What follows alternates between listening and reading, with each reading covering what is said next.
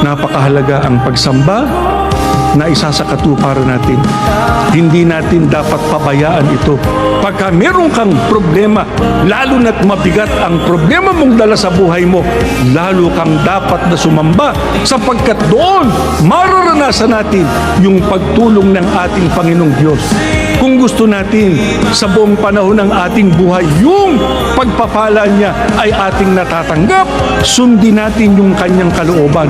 Huwag tayong pumayag na tayo makapagpabaya sa pagsamba. Huwag din tayong pumayag, wala tayong partisipasyon sa pagpapalaganap ng mga salita ng ating Panginoon Diyos.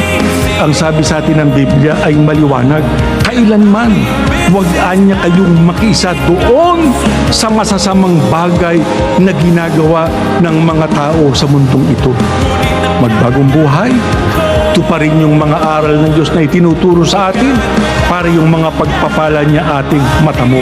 Yung panata na pansarilit pangsambahayan ating isakatuparan. Ano man ang mangyari, pagka ikaw ay laging nananalangin, anong sinasabi sa atin ng ating Panginoong Kristo? Makalalampas ka sa lahat ng iyong nasasabi.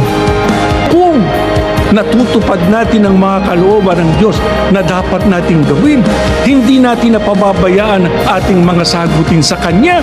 Kahit gaano pa katindi ang mga problemang yan, malalampasan natin sapagkat tutulungan tayo ng Diyos. Hindi niya tayo bibitawan.